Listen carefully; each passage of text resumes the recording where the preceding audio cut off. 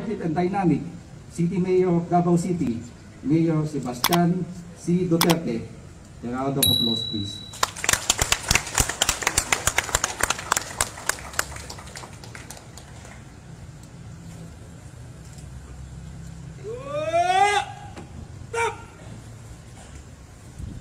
Please sit down. Thank you.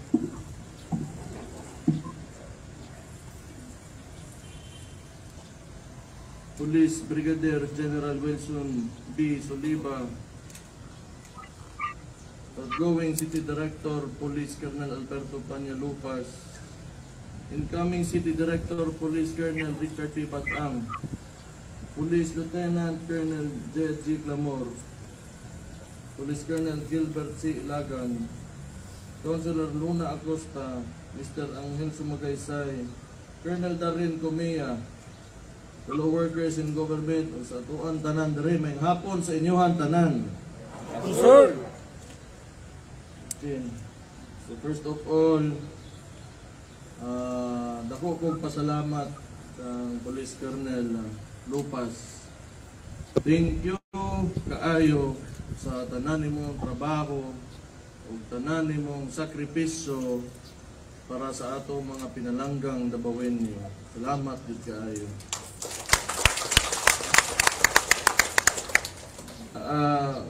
Amigo ta, okay, nga makitaan ko nimo diha sa masugatan ko nimo storya ako, amigo ta, gusto ka mangita ka storya, naalam ko para nimo. Kay ako malipayon kay ko gitarong gyud nimo imong trabaho, unya gialagaan gyud nino ato mga tao, mga Davaoenyo. Salamat di kaayo anak. Karon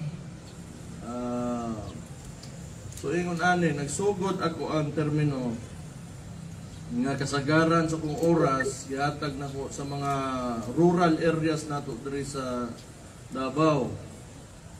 So roy ko because I was worried of the problem of insurgency. No, kana mga NPA or other terrorist organizations nga nagag-cause og samok sa itong mga rural areas. So mo na kay layo manggod sila kay nanglan giuna to nako kay basigon niya na declare na ta nga insurgency free mobalik ng problemaha.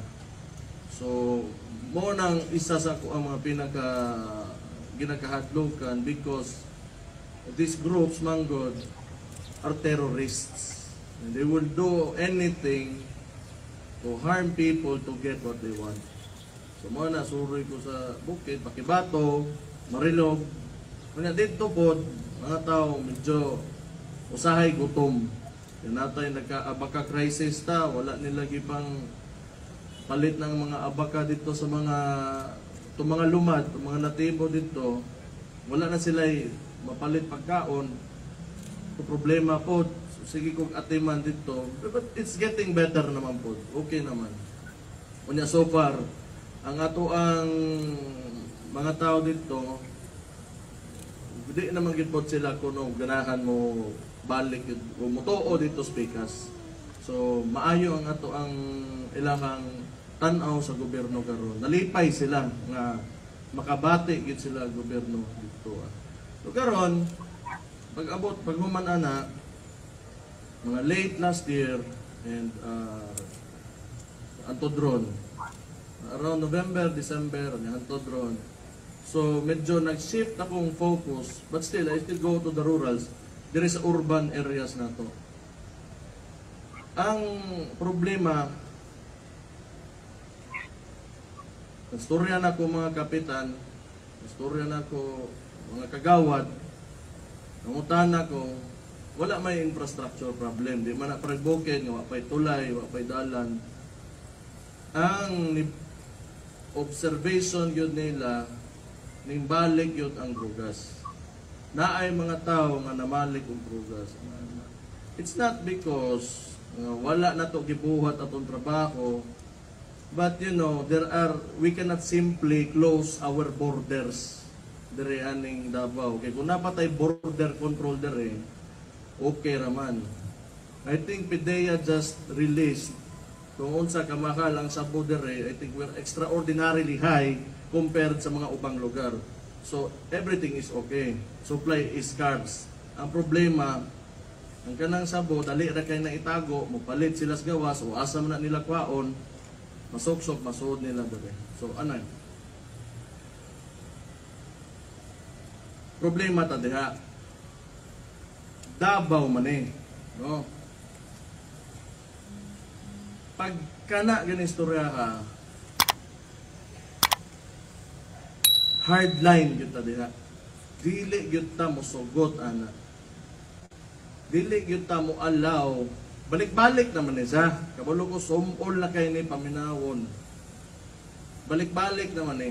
No, di kita mo allow na yung mga bata, inosente, mga teenager, or mga pamilya, masudlan anang butanga, mga guba ang utok, madaot, onya. So, I hereby declare a campaign that this city is at war against drugs. Buot pasabot ana, pasinsa kay ta.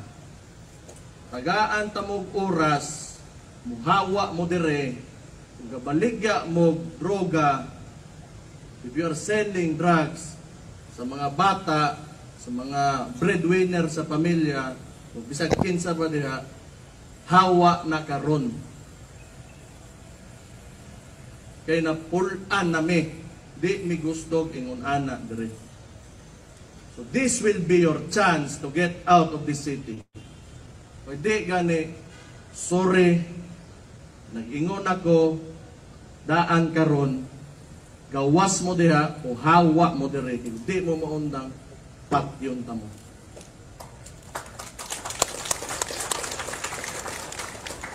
Di mauna, because I have gathered enough information kani sa mga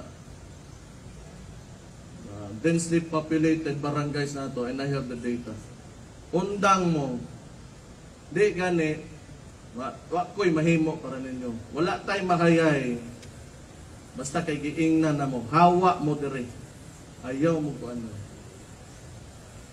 But anyway, aside ana, okay raman, mga bugoy, na from time to time, di man na sila mawa, pero mga maoy-maoy lang, we can forgive that. Di man gina malikaya, di mahubog, na unsa.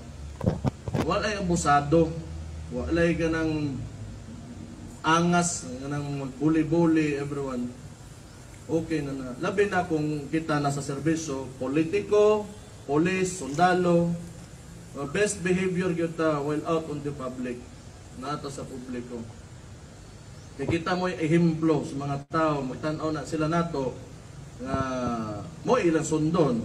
Kung makita nila nga abusado, walay batasan ang ilang mga tao sa gobyerno, they will think na it's okay po to behave in that way. So mo lang nagtiman-an nato. Unsa pa ba? Well, katura, it's very simple actually kung inyo halang subayon. Kung unsa ray sakto, kung ang tao nasa tama, maayo ang ginabuhat sa usa ka tawo, suportahin ninyo. Suportahin ninyo, tabangin ninyo, and you look out, as you know, as government workers, you look out for your constituents. Mga tao nga mga sakop ninyo. Look out for them. Ang welfare nila, asa sila naglisod, napabanay gikaon, mga na simple kay ng mga butang, okay ba mo paminaw na ba kay problema.